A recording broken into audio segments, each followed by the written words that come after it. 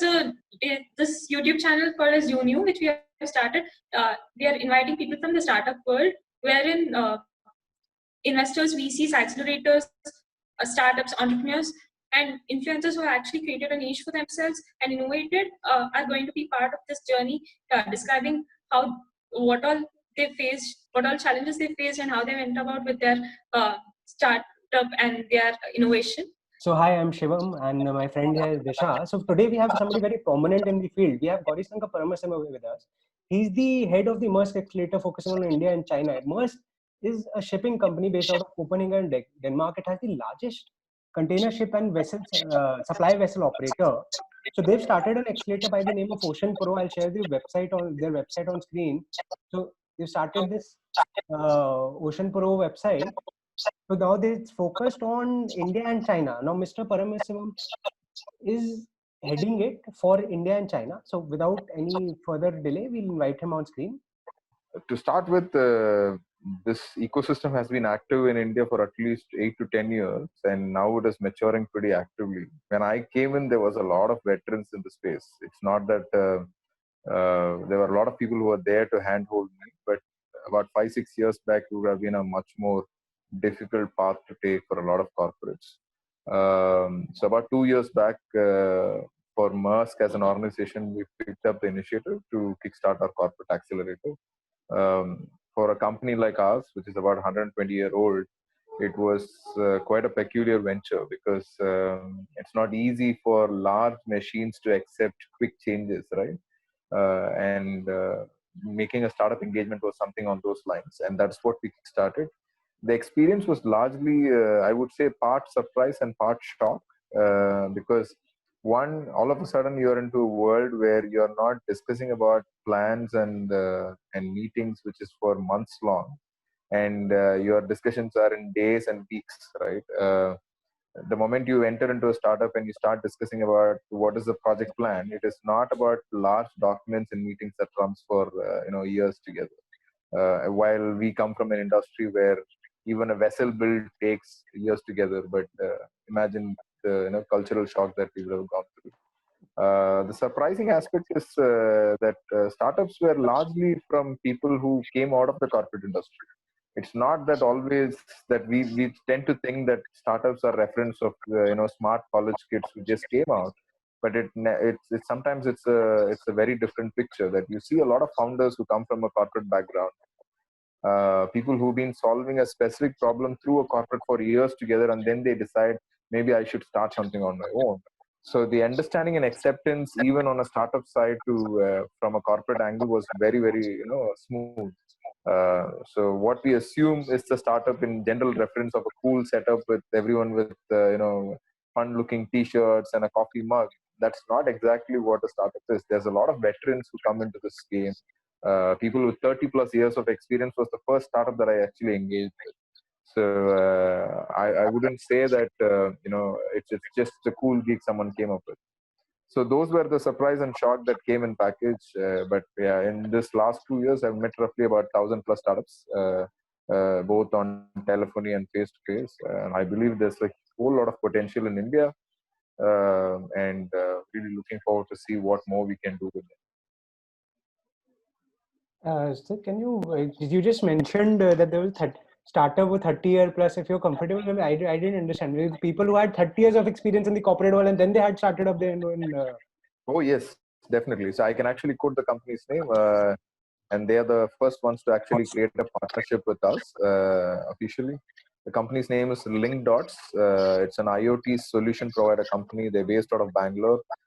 Both the founders come with about 25 to 30 plus years of experience working with Wipro and telco industry. And eventually they decided they should do something on their own. You could imagine that the entrepreneurial spirit not necessarily sprouts when you're too young. Sometimes when you actually comfort yourself, you still can become an entrepreneur. So, right, maybe in 10 years' time, I would think on the same lines. But that's the crux of it, and it really helped in a way, right? So, given the fact that they come with a background of corporate experience, some of these engagements were really fruitful because we were able to exchange ideas much faster. and they do understand the expectations that come from a corporate, right? So sometimes that is very, very good. And their team was very young. I'm not saying that they all come with a backdrop. Their teams were college freshers. They hired people from south of Tamil Nadu, and they had some very young team members. But at the same time, they came with a lot of experience in the corporate world. So you could Google them, Link Dots Engineering, and I'm very happy to say that they are first engagement, and we've had a very fruitful experience working with them. So what is the object of your accelerator program, and how do you actually define a startup? Like, what is the basis of being them too very innovative, or how do you even evaluate their pitch? Okay, so for MERS, the accelerator program was primarily around fast tracking our personal transformation journey as well. So the time when we kickstarted Accelerator is also the time when we opened up our digital center in Bangalore. It was a parallel move.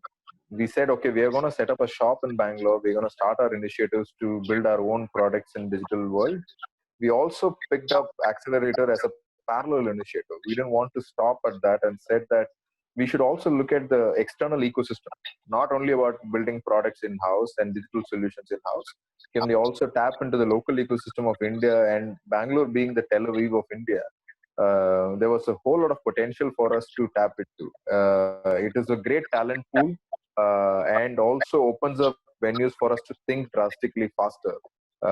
It's also in a way to challenge our in-house resources, right? The moment you say that I can either you do this in 4 months, or I can have a startup to build this in 3 months, is a very interesting pitch to have, right? So that's also another motivator for us to pick up this initiative.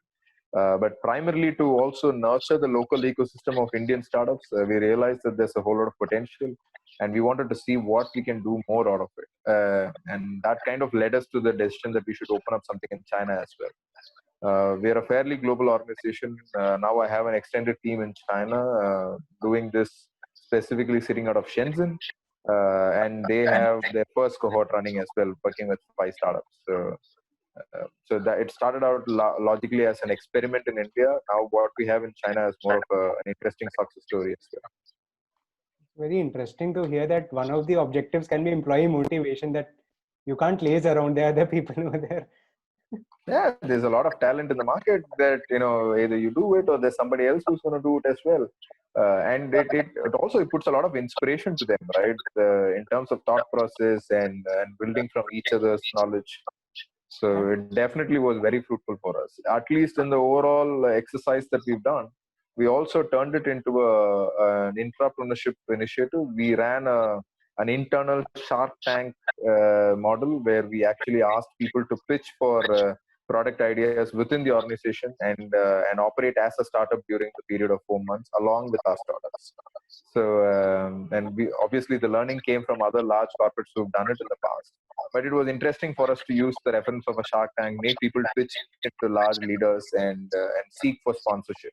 So we had a fun event going, and we have 2 products coming out of that in-house, which has actually been delivered right now.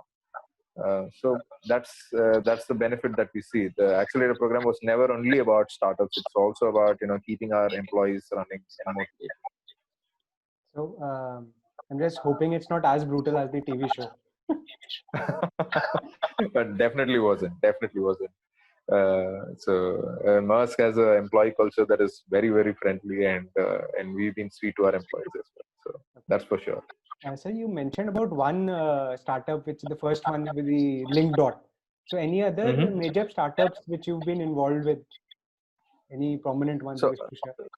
So that would be unfair for me to call someone prominent and the others not. So, but I would call out some with very interesting tech and great partnerships that we built. LinkDots obviously is one. I can also talk about Monolith Productions or Lavela Pictures. These guys helped us build our virtual reality content for our Vessel 2. So, and it was very new for us as a corporate to take learning into the VR world. And they come with some very strong technical stack in the space of AR and VR. So we've already done 2 engagements with them. We've built a virtual tour of our vessel, the largest vessel in the world, which is called the Triple E. And then we built another one for our warehouse operations, and we are trying to see if there are further synergies as well. And a VR video tool is a very, very different effort in the terms of making, because we always assume that it's just a camera shooting video in 360 degrees, but you can't even have a human being to. So there's actually a robot which travels with the camera gear and shoots the 360 video. So there's a lot of complexities in the whole process, and this team was very effective. So that is one. I could also call out one of our recent engagements. The team's name is Entropic Tech. They're in the space of UX research in terms of analyzing what your customers want to see in a website or on a YouTube content for that matter. They worked a lot with media companies. They actually have a small brainwave detection gear. By wearing it, if you browse a website, it will tell you which part of the website was most interesting. Or looking at a video or a poster, it can say this 30 seconds was the part that the end user liked the most. It observes your brainwave, your ocular stress, and some very interesting parameters. Half biology, half technology. Very interesting startups. So these are some players I could call out, but there's a lot more. Obviously, we have at least 20 alumni right now.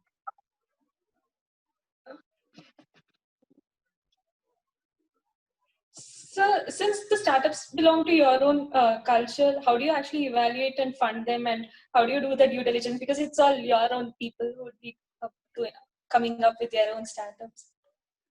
So if it is internal, our assessment is largely around business impact, but we only had 2 internal efforts till date, but we had 20 external startup engagements.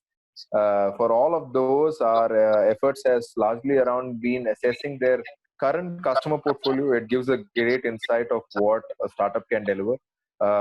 Second is the time and efforts that they've spent in building their core IP. So many startups come with some native product or things that they worked on. So some of our startups, I can quote out an AI startup that we had. Sasti is the name of the startup. They came with a very strong technical stack, which was about 3 years of research work alone. By the time they materialized it to the product, they had 3 years of research in their backdrop. So those are the credible pointers, right? What is your core IP? Do you have validation from other customers?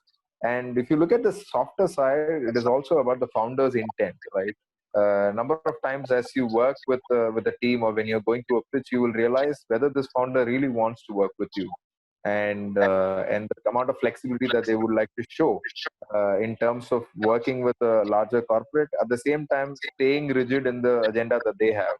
If I ask somebody to say that I want you to completely change your product, I want them to show some reluctance to it. So there is some core IP and some intent that they have in their product. We don't want them to break out of it completely as well. So it's a balance. Those are the pointers that we generally observe. Obviously, there's also a couple of other metrics that we look for. More like a venture arm. We also assess a couple of other details in terms of their financials, life in time, in terms of the product. Also interest of investment from the market itself. Those are other pointers that we observe, but that's largely kept outside. These are some high level pointers. So even dedication to their product or their technology is a very important aspect which you look into. True. Very true. And that's the reason I called it out as founders mentality, right? So how much that they owe to that product, how much do they want to keep that line of intent and continue with it, because it can very easily become a solutions company, right? People who will keep building things for your ask. But a startup is not always about that. A solutions company is someone who develops for you, but a startup is someone who comes with some core purpose and always stick to that line of thought in any business efforts that they make. So those are some interesting pointers that we look for when we observe. And how can some aspiring startups get involved in the program? So we are actually running a mandate right now. We are looking for players of some specific skill sets. The Maersk Accelerator or Ocean Pro has always been about use case driven accelerator. We work based on what is the real problem in the business. So as of today, we are looking for hull cleaning robots for underwater operations. We're looking for some work in yard management, fuel consumption analysis. We're also looking for people in the space of customer service and telephony improvement, and also a few other use cases in the areas of improving our performance internally. So this is where we are currently on the scout for. The high-level guideline for if you're an aspiring startup is that be open enough to approach people. So on an average day, I see at least 100 startups on the LinkedIn posts, but only 2 or 1 person is actually open enough to say hi and make that first move to connect with us. And these people do draw that attention from the corporates, right? If you're daring enough to at least come forward and pitch, that gives a huge level of confidence for any corporate to say that, yeah, maybe they've got the muscle to deliver what we want. So don't hold back as a startup. That is one. And second is stick to your thought process. Stick to your line of intent, that what you wanted to do along with the startup. I understand pivoting is an important part of your business, but don't keep pivoting all along. So try and figure out what you want to do and keep at it, at least for a couple of years, so you'll know what's the interest in the market. You do encourage research, and you have a separate research fund for all the startups, is it? Yes, that's right. So I wouldn't say it's a research fund.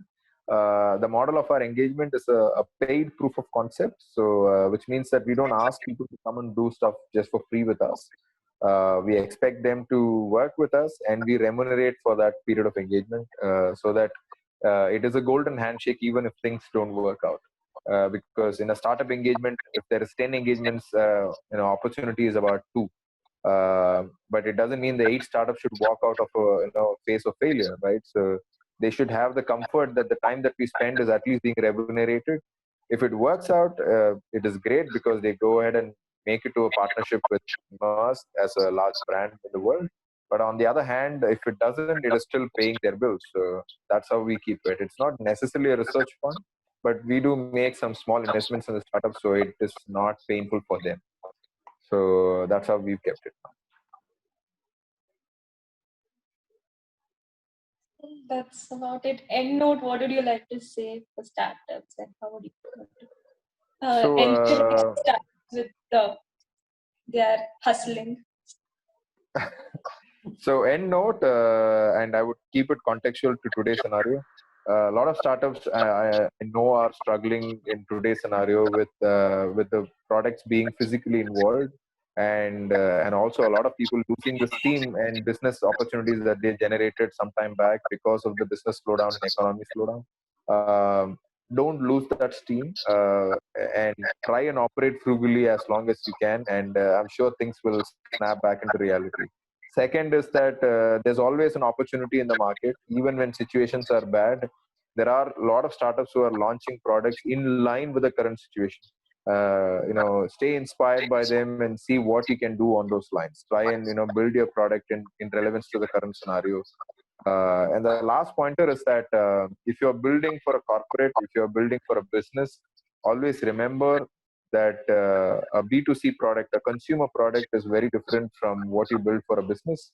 So try and understand what is the impact that you could create for the business. Nice to have products will always catch the attention, but not survive on a longer run. So look for opportunities that are must-haves, so people would be able to relate to it much faster. Thank you, sir. Thank you for giving your time. Cheers, Shivam. Appreciate it. Thanks, Disha, for pulling me into this. Yeah. Thank you, sir. And thank you.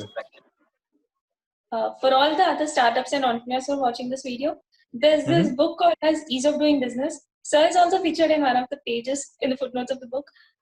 It's a compilation of corporate compliances and exemptions for startups. So all those who are actually wanting to know about how to go about with their startup and not knowing what all are the laws and regulations applicable to it can actually check it out. The link for the book is put in the description box below. Thank you. Thank you. Thanks, Disha. Thanks, Shivam. Bye-bye.